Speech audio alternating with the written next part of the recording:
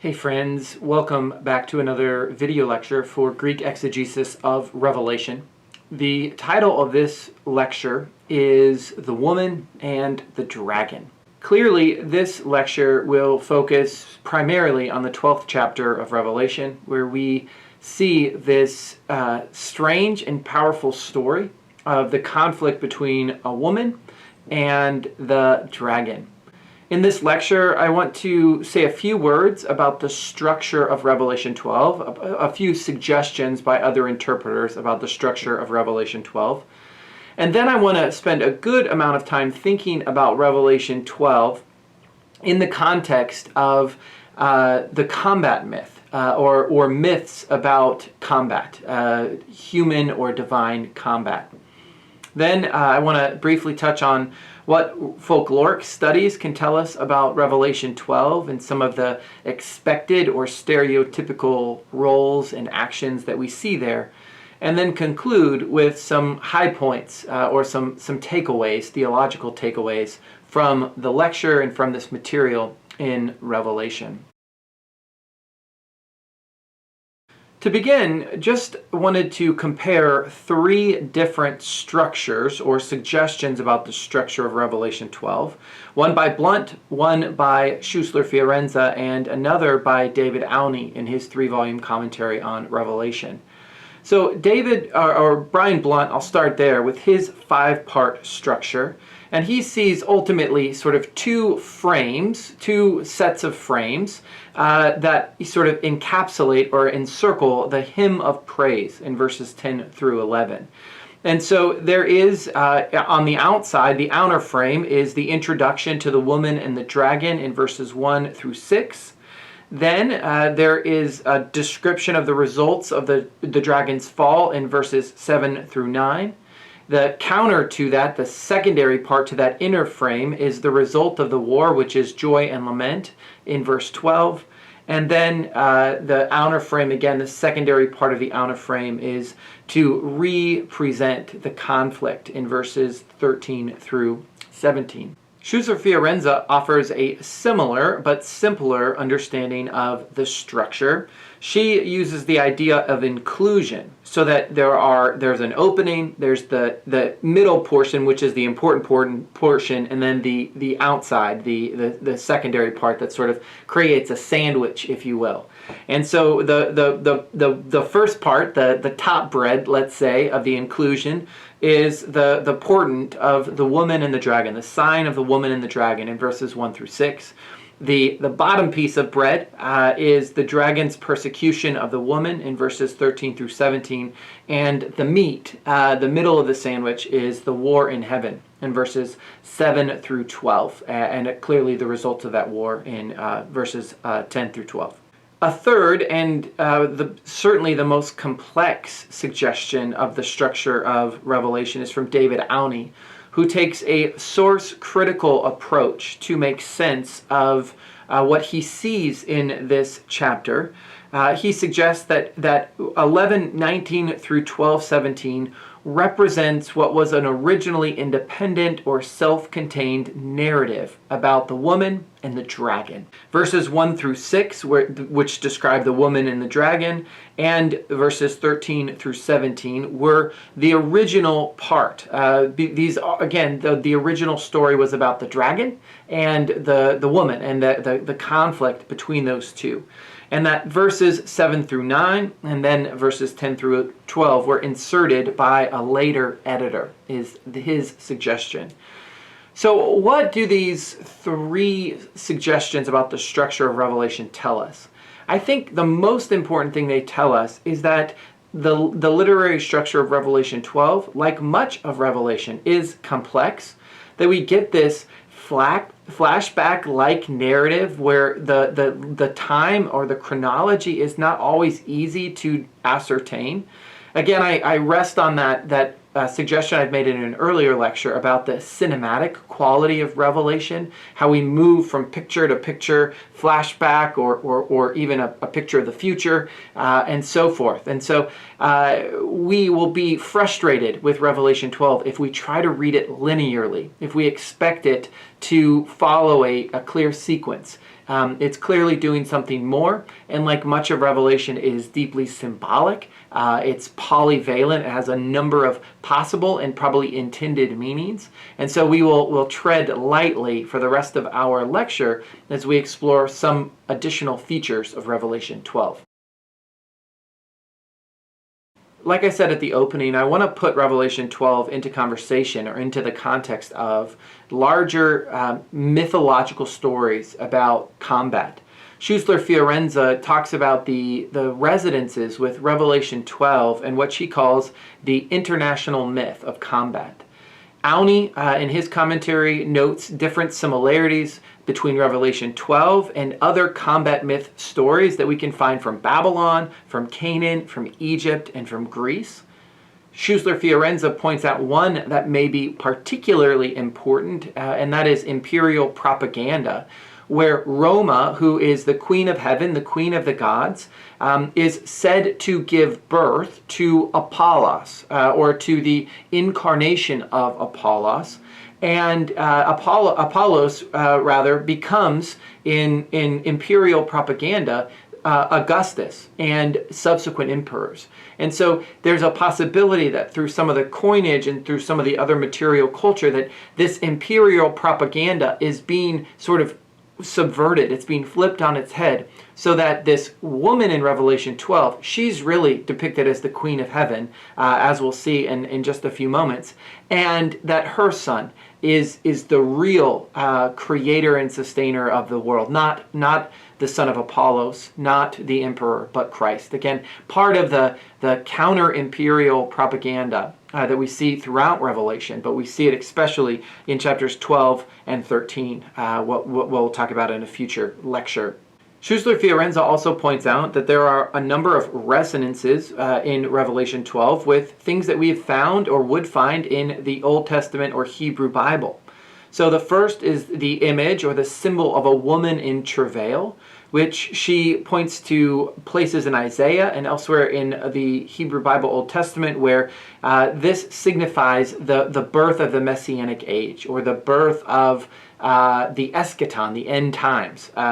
And so we see that this woman who is in labor pains is about to give birth to the Messianic age, or maybe about to give birth to the Messianic community.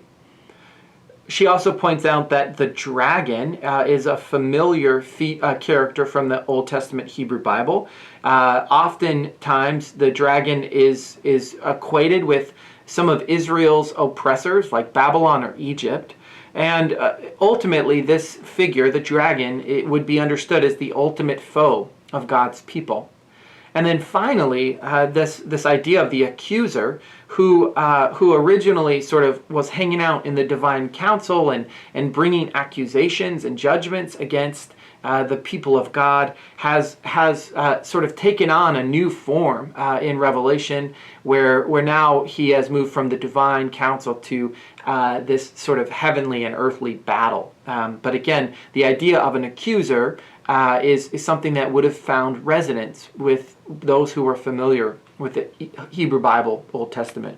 An additional element to the combat myth, or to Revelation 12, that is important is this phenomenon that we see especially in Jewish apocalyptic literature that sort of creates a parallel between the end times and the before times, the end times and pre-creation or early creation. And so we see that very often the sort of chaos that was brought about in pre-creation times is mirrored in the end times.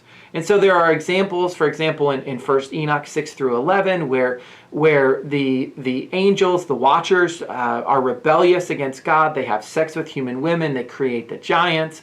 All of this chaos is what eventually brings about the flood. But these chaotic giants continue to wreak havoc on the earth. And so there's that element.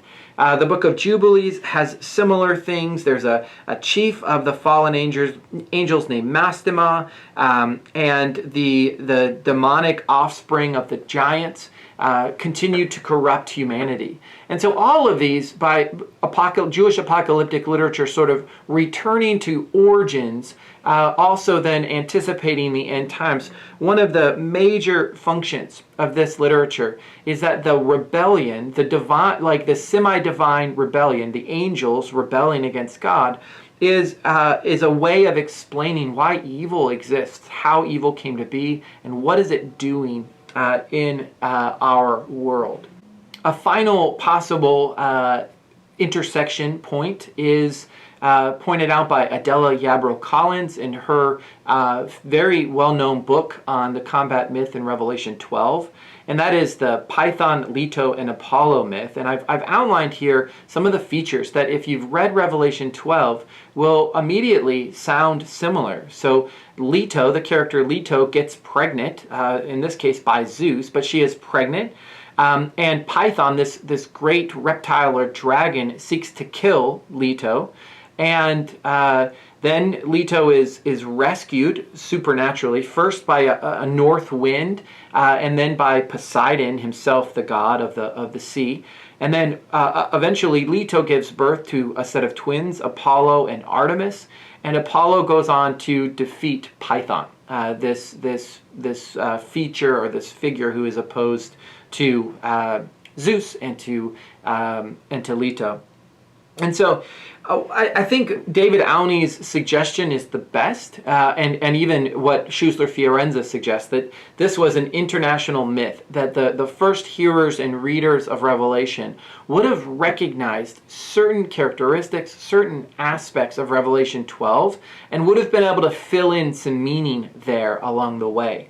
And so Auney concludes that that Revelation 12 is most likely a pastiche, a sort of collage of different mythological traditions, and that it's better to think of it that way than to think of a single source tradition that Revelation is working with. But instead, this sort of idea of the combat myth was in the water in a variety of ways and in a variety of contexts, and therefore Revelation 12 is sort of keying up all of these associations and these connections. David Auney, in his explanation of Revelation 12, also suggests that we can study Revelation 12 in connection with research into folklore stories and how folklore, oral stories, would have worked.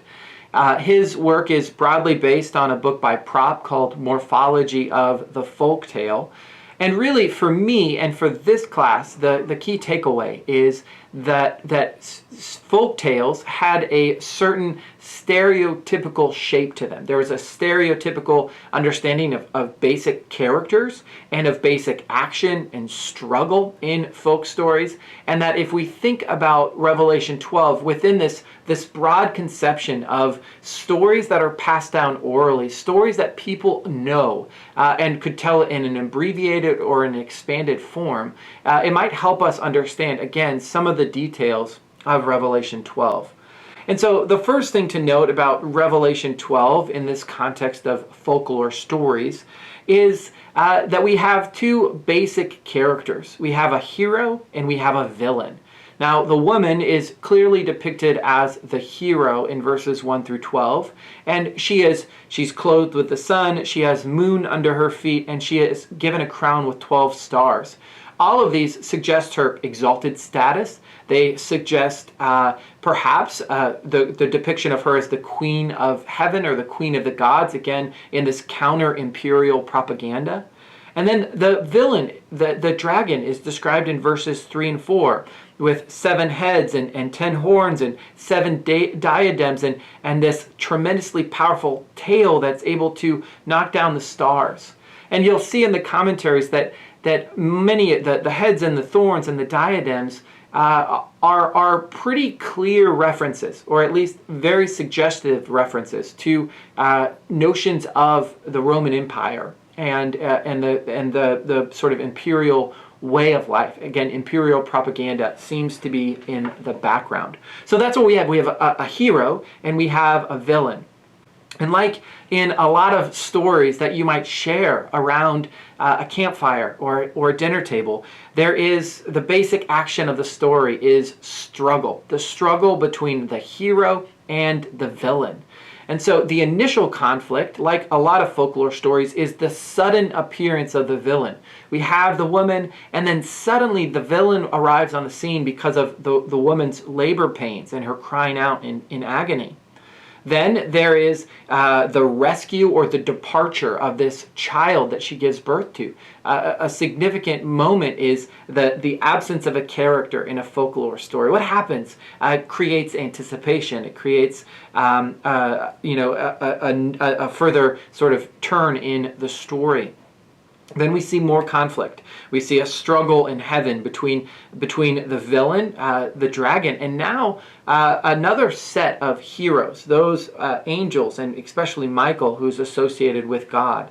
Then there is further conflict between the woman and the dragon, but now it's on earth. We see the protection of the hero. We see the even supernatural protection of the hero, and then the ultimate continued pursuit of the children by the villain. And so a couple of interesting things about thinking through Revelation 12 in this way is one, there really isn't a resolution or an end in this chapter. The villain ultimately isn't defeated in Revelation 12. Instead, the villain seems to be active and continuing to threaten the woman or the woman's children. And that is important. I think the other thing to note about this section is the role of God. God doesn't go to battle with the dragon. The dragon and God are not on the same level. And that's really significant, that even in this crazy and persistent struggle between the dragon and the woman, that it is God's delegates, not God himself, who's sort of on par with the dragon. And I think that plays a key theological point in this narrative. Let me conclude with just a few, I think, high points or takeaways that are especially important maybe from a theological perspective. The first is I think that the depiction of the woman in heaven compared to the depiction of her on earth is important.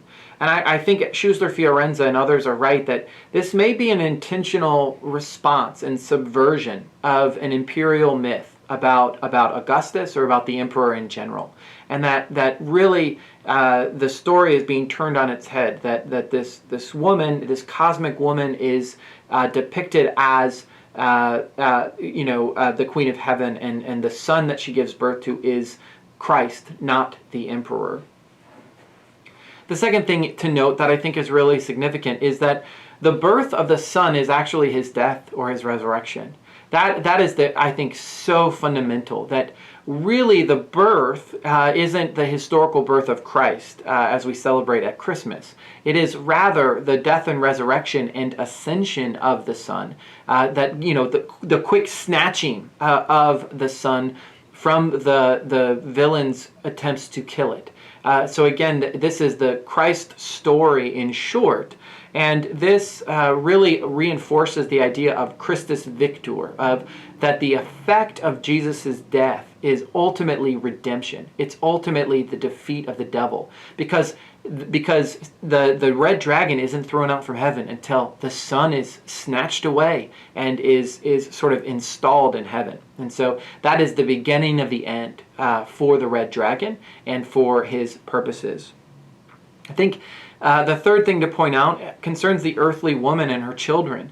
The first thing is, I think that this is intentionally polyvalent. Scholars will interpret whether or not the woman is Mary, or is it Israel, or is it the church, or is it something else. I think it's intentionally vague. And I think that it ultimately refers to the Messianic community, the community of similar to the 144,000 in an earlier chapter in Revelation, or even the multitude in that same chapter. And so we get this idea that the church, the messianic community, is both persecuted and protected.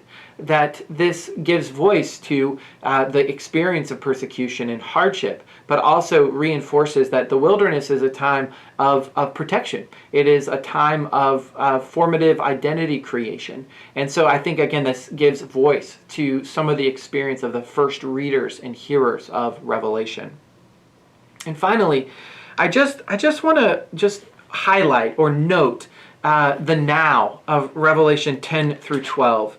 And I think that's because this highlights really the complex notion of eschatology in Revelation. It says in verse 10, "Now have come the salvation and the power and the kingdom of our God and the authority of his Messiah. For the accuser of our comrades has been thrown down, who accuses them day and night before our God. But they have conquered him by the blood of the Lamb and by the word of their testimony, for they did not cling to life even in the face of death." I think that the now of Revelation 12 and the now of Revelation as a whole is that the victory has already been won. That Jesus has reigned, is reigning supreme. That those anti-God forces have been expelled from heaven, and their time on earth is limited and it is constrained. And so again, the assurance that this offers, that what Christians do who gather as a persecuted and perplexed group in the Roman Empire, is that they're pointing to the lordship of Jesus, even if it costs them their lives, is ultimately right, and that God ultimately has the final say, and that victory is assured. Well, that's the end of the lecture on Revelation 12. Hopefully it has generated some new thoughts in your own mind and maybe some new questions that we can discuss together.